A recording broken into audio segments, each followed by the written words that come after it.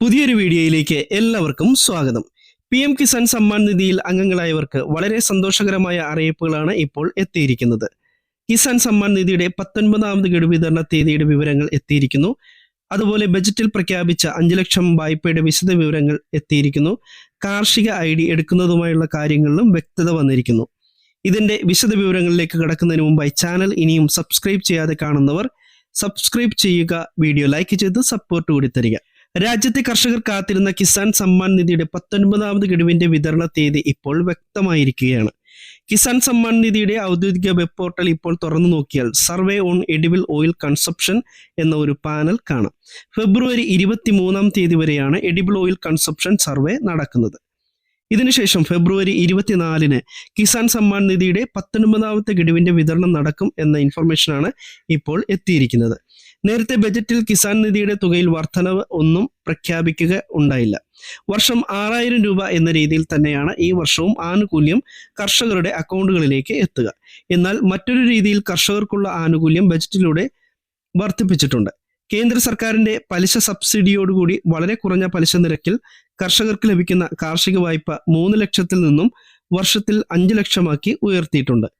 Kisan credit card വഴിയുള്ള വായ്പകളും ഇനി വർഷത്തിൽ 3 ലക്ഷം വരെ ലഭിച്ചിരുന്നത് ഇനി പരമാവധി 5 ലക്ഷം രൂപ വരെ ലഭിക്കും. മാത്രമല്ല, ജനുവരി മുതൽ കിസാൻ ക്രെഡിറ്റ് കാർഡ് വഴിയും അല്ലാതെയും ലഭിക്കുന്ന കാർഷിക വായ്പകളുടെ ഈടില്ലാതെ ലഭിക്കുന്ന വായ്പാ തുക 1,60,000-ൽ നിന്ന് 2 ലക്ഷം രൂപയായി വർദ്ധിപ്പിക്കുകയും ചെയ്തിരുന്നു.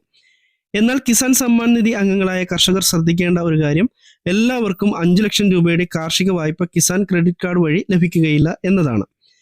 നിങ്ങളുടെ കൃഷിഭൂമിയുടെ വിസ്തീർണവും എന്ത് കൃഷിയാണ് ചെയ്യുന്നത് എന്നതും അടിസ്ഥാനമാക്കി വിത്തിറക്കുന്നത് മുതൽ വിളവെടുക്കുന്നതിന് വരെയുള്ള കൃഷി ചെലവുകൾ പരിഗണിച്ചാണ് പരമാവധി വായ്പാ തുക ലഭിക്കുക.